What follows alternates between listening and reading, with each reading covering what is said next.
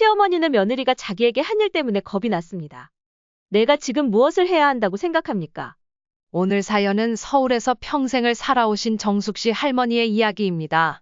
시청하시면서 느끼신 점이나 정숙 씨 할머니를 위해 해주실 말씀이 있다면 무엇이든 댓글로 남겨주시길 바랍니다. 그럼 바로 사연 시작하겠습니다. 사는 게 참 고달프네요. 인생이라는 게 뭔지 답답하기도 하고요. 다른 누구도 아닌 아들과 며느리에게 그것도 말년에 이런 꼴을 당할 줄은 꿈에도 몰랐어요. 저는 지금까지 남부럽지 않은 인생을 살아왔다고 생각했어요. 젊을 적부터 항상 차분하고 무난하다는 이야기를 자주 들었으니까요. 그러던 제게 유일한 흠이 있다면 그건 바로 전 남편과의 이혼이었죠. 남편과의 이혼은 그의 바람 때문이었어요. 제가 아들 재호를 임신한 지 7개월쯤 되었을 때 남편 셔츠에서 붉은 립스틱 자국을 발견했거든요. 이미 술에 거나하게 취해서 들어온 남편에게 추궁을 했죠. 이게 대체 뭐냐고요. 그렇게 따지니까 술에 취해 있던 사람이라 그런지 오히려 저한테 뭐라고 하더군요. 당신이 임신해서 그런 거잖아. 나 혼자 외로워서 미치겠다고. 부부관계도 제대로 안 해주고 이럴 거면 애도 안 만들었어. 그 말에 저는 충격과 상처를 받았어요. 아이를 가져본 분들은 아실 거예요. 7개월쯤 되면 가볍게 움직이기도 힘들고 온몸이 퉁퉁 부어서 힘들죠. 그런 아내에게 따뜻한 말은커녕 오히려 저 때문에 바람이 났다고 하니 상처가 컸습니다. 그래도 저는 남편과의 관계를 지속하려 노력했어요. 곧 태어날 아이를 아버지 없는 자식으로 만들 수는 없었으니까요. 하지만 남편은 계속 외도를 했고 결국 가족을 부양하지 않는 남편과 인연을 끊을 수밖에 없었답니다. 요즘에는 이혼이 더 이상 흠이 아니라고 하기도 하고 싱글맘도 흔하지만 제가 젊었을 때는 그랬지 않았어요. 남편의 외도로 이혼한 것임에도 불구하고 사람들은 너도 잘못이 있겠지. 조금만 더 참지 그랬니? 라고 하며 손가락질했죠. 물론 재혼을 아예 생각하지 않은 건 아니었어요. 하지만 재호가 있었고 그마저도 아예 접게 되었어요. 한 번은 지인이 엄청 좋은 사람이라며 한 번만 만나보라고 해서 아이를 친정 엄마에게 맡기고 잠시 나갔는데요. 만나자마자 삼겹살에 소주를 먹자고 하더니 저를 데려다 주는 길에 공원에서 스킨십을 시도하는 거예요. 너무 놀라고 무서워서 아직 우리 사이가 이럴 건 아닌 것 같아요. 라고 했더니 그 사람이 인상을 찌푸리며 참 어차피 한 번 갔다 온 중고면서 되게 비싸게 구네. 오라고 하더군요. 그 말을 듣고 너무 충격을 받아서 집에 도착하자마자 펑펑 울었어요. 사실 그 자리에서 울고 싶었지만 약한 모습을 보이면 무슨 일을 당할지 몰라 울지도 못했어요. 여자들의 삶이라는 게 그렇잖아요. 정신 바짝 차리지 않으면 언제 어디서 험한 꼴을 당할지 모르는 삶이요. 그날 이후 저는 결심했어요. 이제부터는 저 자신을 위해서가 아니라 재호를 위해 엄마의 삶을 살기로. 그것이 제 운명이라고 생각했어요. 재호는 어릴 적에 흔히 말하는 마마보이였어요. 자상했고 저에게 의존하는 성향이 강했죠. 무슨 일이 있어도 제 편을 들어주려는 기특한 모습을 보였어요. 그런데 자라면서 그 의존성이 여자친구에게 옮겨가더군요. 처음에는 조금 서운했지만 재호는 애정을 가진 사람에게 더 집착하는구나 싶었어요. 남자 역할을 알려줄 아빠가 없었는데도 이성을 잘 사귀는 게 기특했어요.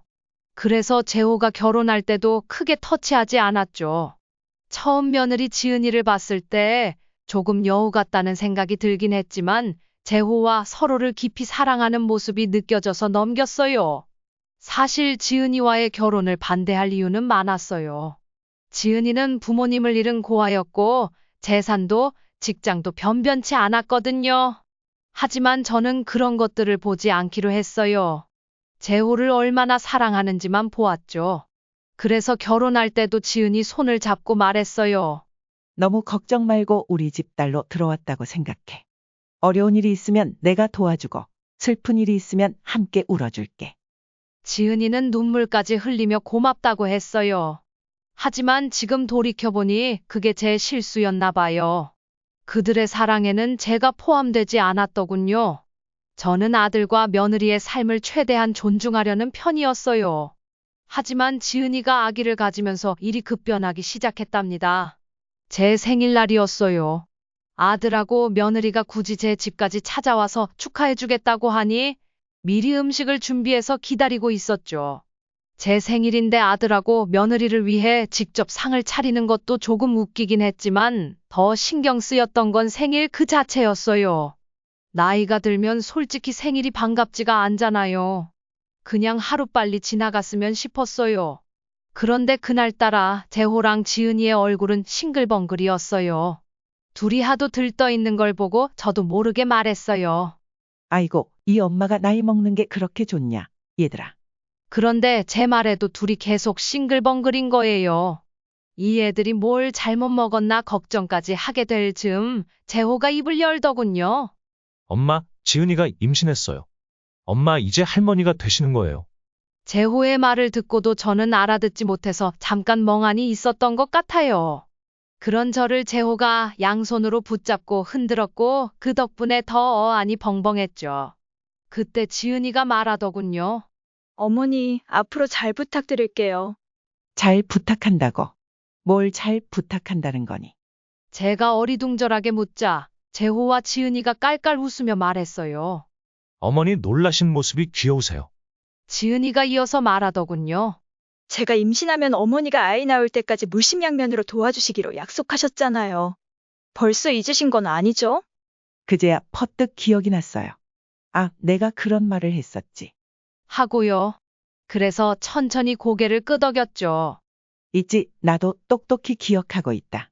그래, 내 생일에 이런 기쁜 소식을 듣게 될 줄이야. 정말 고맙다. 내가 다른 건 몰라도 약속한 건 꼭 지키는 거 알지?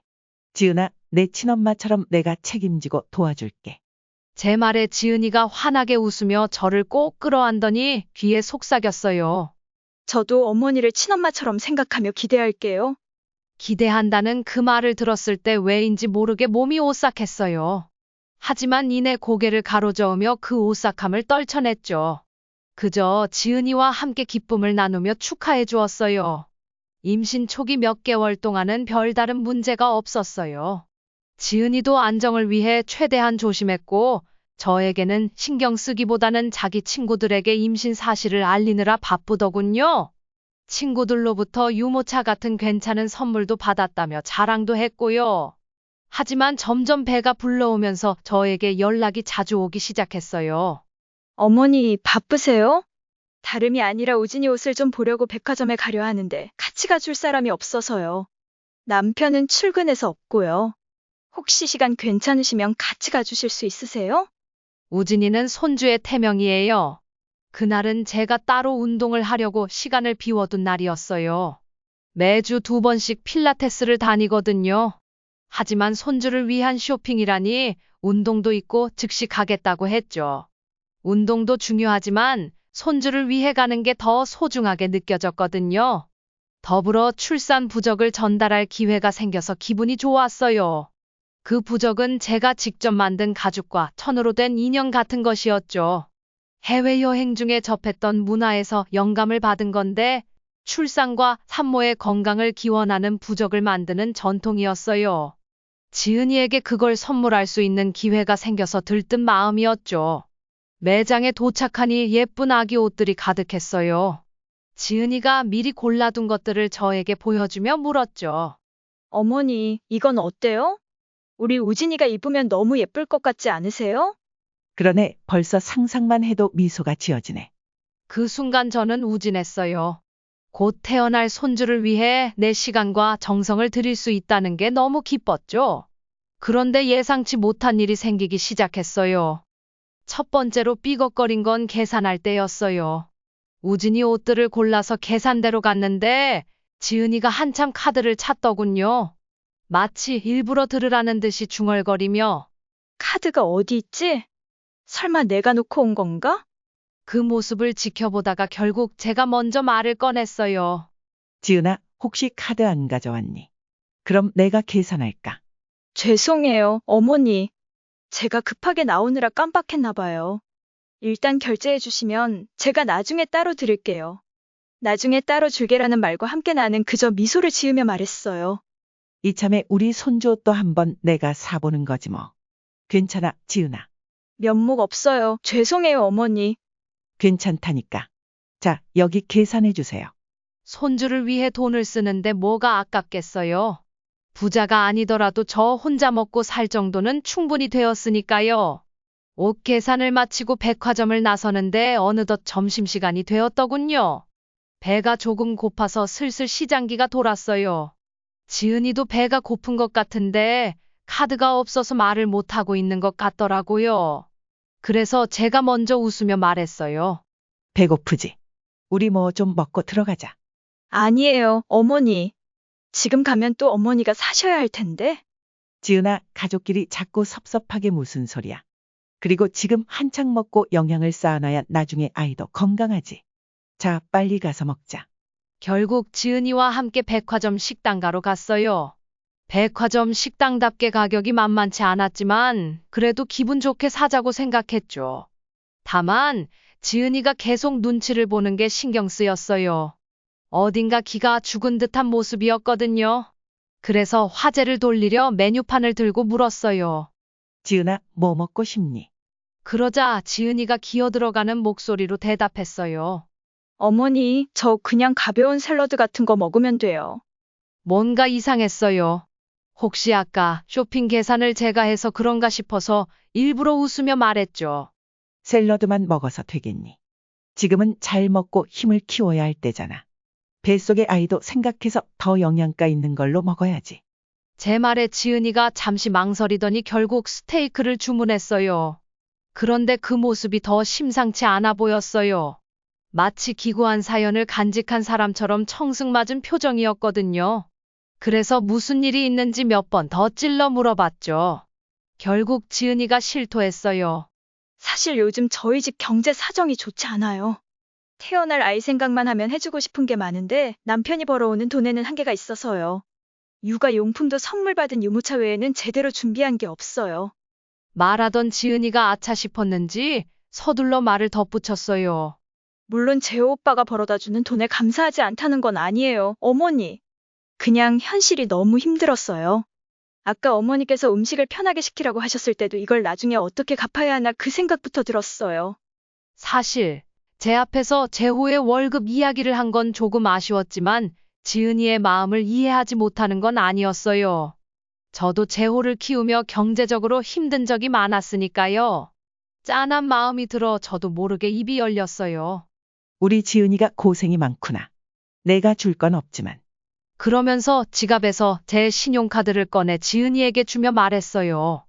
이 카드로 간단하게 먹고 싶거나 사고 싶은 게 있으면 결제해. 돈 걱정은 하지 말고.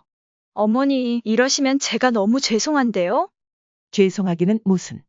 괜찮으니까 그냥 내가 편하게 써.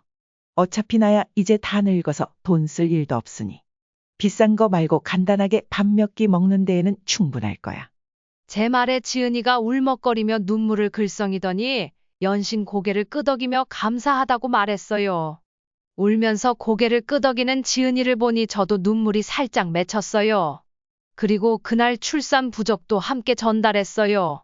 제가 정성스럽게 만든 부적의 의미를 설명하니 지은이가 너무 기뻐하며 바로 자기 가방에 달더군요. 제 마음을 알아줘서 고마웠고 뿌듯했어요. 그런데 사람 마음이 참 변덕스럽죠. 쇼핑을 마치고 집으로 돌아오는 길에 덜컥 후회가 들었어요. 내가 괜한 짓을 한 건가? 만약 지은이가 철없이 카드를 막 쓰면 어쩌지?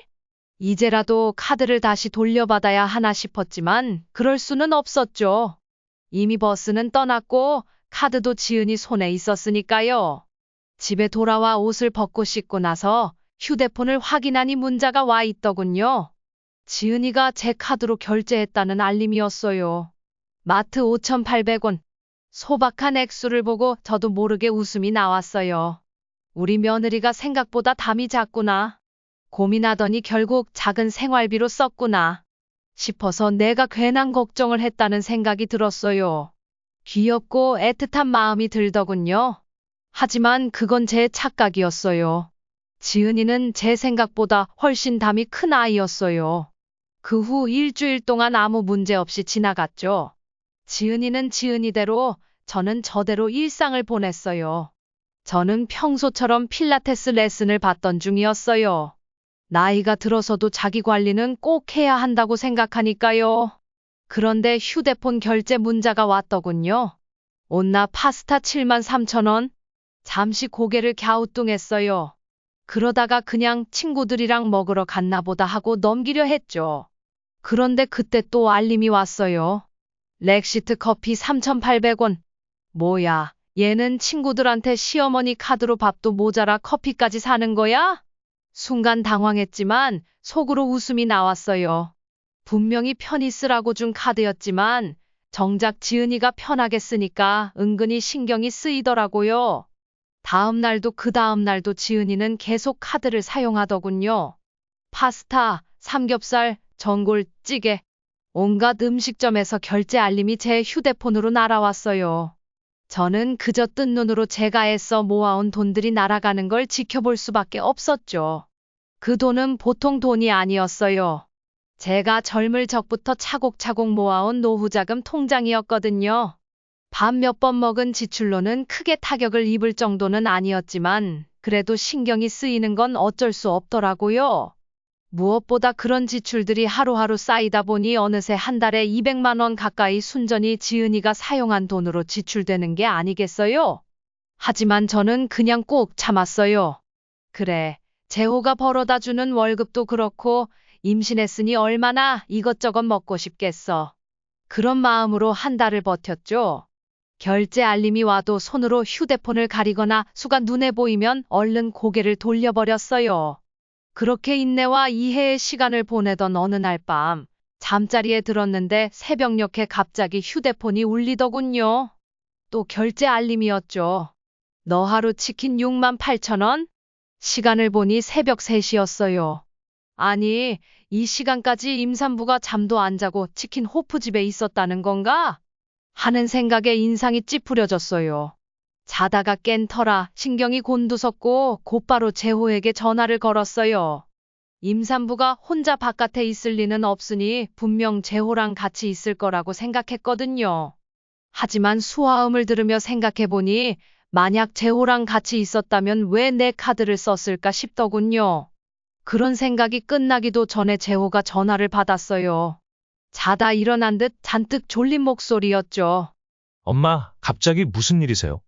재호, 너 지금 집이니? 당연히 집이죠. 밤중에 무슨 말씀이세요? 지은이 어디 있니? 혹시 바깥에 있는 거니? 아, 지은이는 친구들하고 치킨 먹으러 간다고 했어요. 순간 재호의 말을 듣고 화가 치밀어 올랐어요. 지은이가 정말로 그 늦은 시간에 친구들을 만나겠다고 혼자 돌아다니고 있었다는 말이었으니까요. 그것도 내 카드를 쓰면서 말이죠.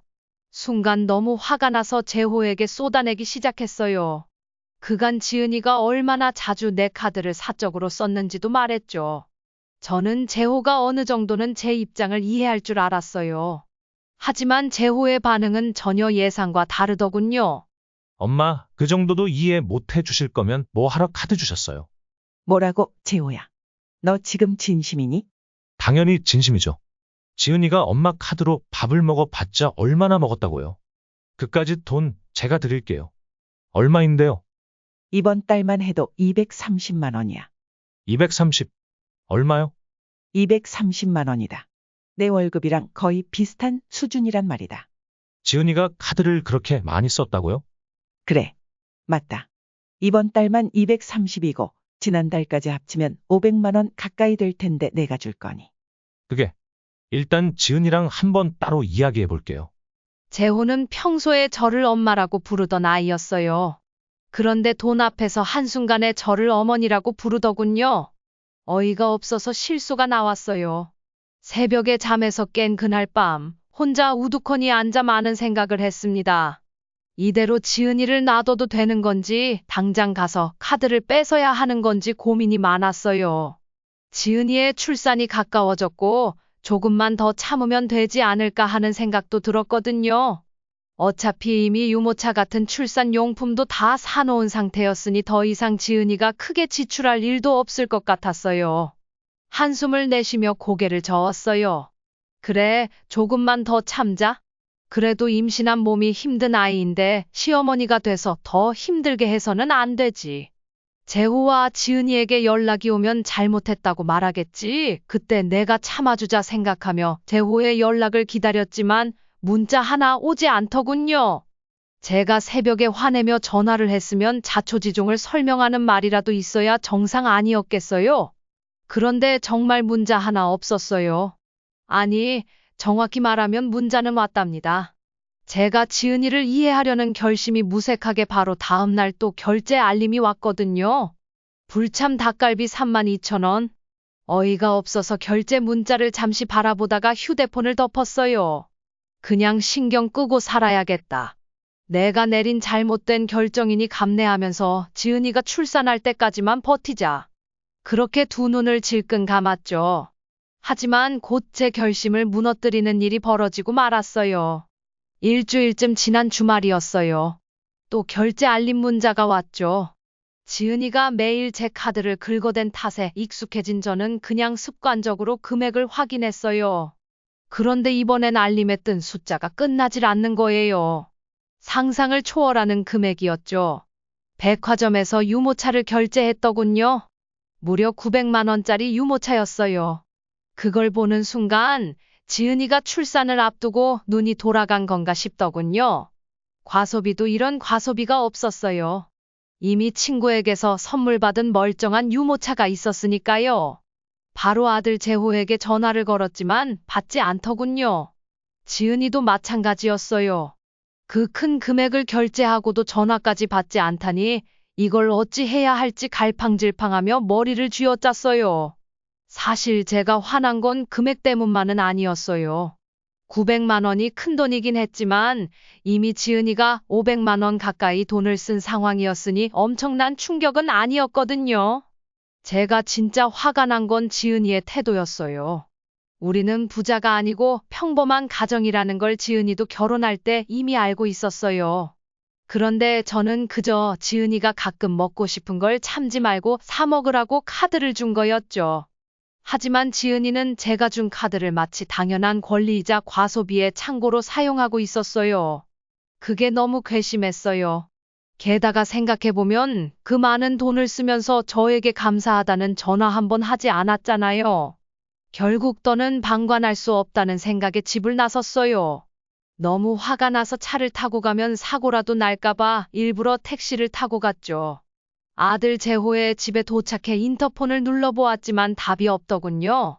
아직 백화점에 있겠구나 하는 생각에 아파트 단지 앞에서 기다렸어요.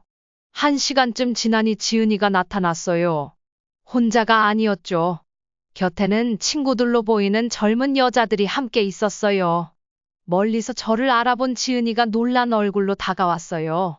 제가 그날 지은이에게 카드를 준 날과 같은 가방을 메고 있더군요. 하지만 제가 달아준 출산 부적은 어디에서도 찾아볼 수 없었어요. 이미 떼서 버린 게 분명했죠. 마음이 아팠지만 어금니를 꽉 깨물며 내색하지 않으려 했었어요. 어머니, 갑자기 저희 집까지는 무슨 일로 오셨어요? 무슨 일이긴 내 카드 돌려받으러 왔다. 네? 그게 무슨 말씀이신지? 2번 말 안 한다. 내 카드 내놔라. 지은이가 당황한 표정으로 말을 잇기 전에 그 사이 지은이의 친구들이 불쑥 끼어들더군요. 안녕하세요. 소문에 들었는데 지은이 어머님이시죠? 어머님, 정말 대단하세요. 지은이한테 카드 주시면서 생활비도 해결하고 사고 싶은 거 다 사라고 하셨다면서요. 저도 어머님 같은 시어머니를 만나는 게 꿈이에요. 그 말을 들으며 저는 어이가 없었어요. 지은이가 제 말을 교묘하게 비틀어 친구들에게 자랑한 모양이었죠. 친구들이 들고 있는 명품 가방을 보니 다들 어느 정도 잘 살고 있는 듯 했어요. 그런데 정작 지은이는 상황이 어렵다며 허세는 부리고 싶었으니 제 카드를 사용한 게 분명했죠. 하지만 저는 과소비를 하라고 준 게 아니었어요. 우리 며느리가 서럽지 않게 먹고 싶은 걸 참지 말고 사 먹으라고 준 카드였죠. 친구들 앞에서 900만 원짜리 유모차를 결제하며 허세 부리라고 준 게 아니었습니다. 지은이는 저를 바라보며 배시시 웃더군요. 말은 하지 않았지만 저더러 자신의 연극에 맞춰달라는 신호처럼 느껴졌어요. 하지만 저는 그럴 생각이 전혀 없었죠. 지은이 앞에 손을 내밀며 단호하게 말했습니다. 내 카드 돌려주렴. 제 한마디에 지은이를 칭찬하던 친구들의 말이 칼로 자르듯 끊겼어요. 모두의 시선이 지은이에게 고정되었고 지은이는 울먹이는 얼굴로 카드를 꺼내 제 손에 올려놓았습니다. 저는 뒤도 돌아보지 않고 그 자리를 떠났어요. 지은이가 뒤에서 우는 소리가 들려오는 것 같았지만 신경 쓰지 않았답니다. 그날 밤 재호에게서 전화가 왔어요. 몹시 화난 목소리로 어머니가 어떻게 그럴 수 있느냐? 지은이가 얼마나 서럽게 울고 있는지 아느냐고 저를 질책했어요. 그 말을 듣고 저는 어이가 없어서 피식 웃었죠. 그래, 재호야. 그런데 너는 이 엄마 마음은 얼마나 서럽고 울고 싶은지는 궁금하지 않니? 엄마가 왜 울고 싶어요? 친구들 앞에서 망신당한 건 엄마가 아니라 지은이잖아요. 거기까지 듣고 저는 더 말을 들을 가치가 없다고 생각해 전화를 끊었어요. 이후에도 몇 번 더 전화가 왔지만 저는 문자로 답장을 보냈죠. 그래, 내가 그리 잘못한 것 같다면 사과할게. 하지만 너희들의 자존심을 세우고 싶다면 지은이가 쓴 금액부터 돌려줘야겠구나. 아참 900만 원짜리 유모차는 내일까지 돈을 보내지 않으면 내가 직접 환불 처리할 테니까 그렇게 알아둬. 그 문자를 보내고 나니 맹렬하게 오던 재호의 전화가 또 끊기더군요. 대신 1시간쯤 후에 지은이에게서 장문의 문자가 왔어요. 너무 꼴 보기 싫어서 몇 줄만 읽어봤는데 대충 죄송하다는 내용이었어요. 다 읽을 필요도 없겠다 싶어 한 줄의 문자를 답장으로 보냈죠. 그래서 내가 달아준 출산 부적은 어디 있니? 답장은 오지 않았어요. 다음 날 재호와 지은이가 저희 집을 찾아왔어요. 재호는 지은이에게 이야기를 들었는지 얼굴이 많이 진지해졌더군요. 지은이는 죄인처럼 고개를 숙이고 있었고요. 둘이 제 앞에 서니 참 딱했어요. 제게 화를 냈던 재호는 솔직히 불쌍하지 않았지만 배가 불룩한 채로 기가 죽어있는 지은이는 딱했죠. 제 예전 모습이 생각나서 그랬던 것 같아요. 그때 지은이의 가방이 눈에 들어왔어요. 제가 준 출산 부적이 다시 달려있더군요. 제 시선을 알아챈 지은이가 입을 열었습니다. 어머니, 그때 선물을 하찮게 여기진 않았어요. 그냥 친구들 앞에서 잘 보이고 싶은 마음에 정말 죄송해요. 어머니, 만약 지은이가 계속 변명만 했더라면 제 마음은 풀리지 않았을 거예요. 하지만 지은이가 진솔하게 잘못을 인정하니 제 마음이 사르르 녹더군요. 한숨을 푹 쉬며 자리에서 일어났습니다. 그만 됐으니 이제 일어나렴. 제 눈치를 보며 일어난 지은이를 꼭 끌어안아 주었어요. 나도 너무 차갑게 굴어서 미안하다. 하지만 전화 한 통 없이 카드만 계속 쓰니까 오해할 수밖에 없었단다. 네, 정말 제 잘못이에요. 그렇게 한참을 더 서로 이야기를 하며 오해를 풀었답니다. 지은이는 돈을 쓰면서 죄책감에 연락하지 못했다고 했어요. 저는 지은이의 입장을 이해하면서도 잘못된 점은 짚어주었죠. 아무리 민망하더라도 기본 도리와 예의는 지켜야 한다고요. 결국 더 단단해진 뒷날이 된 것처럼 그날 이후 재호와 지은이와는 더 잘 지내게 되었어요. 건강한 손녀도 태어나고 온 가족이 우진하게 지내고 있습니다. 그 비싸던 유모차는 당연히 환불했죠. 모든 일이 지나고 나서 보니 지은이가 잘못은 했지만 저도 아직 서툴다는 생각이 들었어요. 아무리 가족이라도 너무 순수하게만 대할 게 아니라 조금 더 조심했어야 했는데요. 앞으로는 이런 일이 반복되지 않도록 최선을 다해 노력할 것입니다. 긴 사연 읽어주셔서 감사합니다. 사연은 여기까지입니다. 어떠셨나요? 저는 사연을 읽으면서 정숙 씨 할머니의 가족을 생각하는 마음이 참 와닿았습니다. 정숙 씨 할머니의 사연에 대한 여러분의 생각은 어떠신가요? 무엇이든 좋으니 댓글로 나눠주시면 감사하겠습니다. 즐겁게 시청하셨다면 구독과 좋아요, 그리고 알림 설정 부탁드립니다. 감사합니다.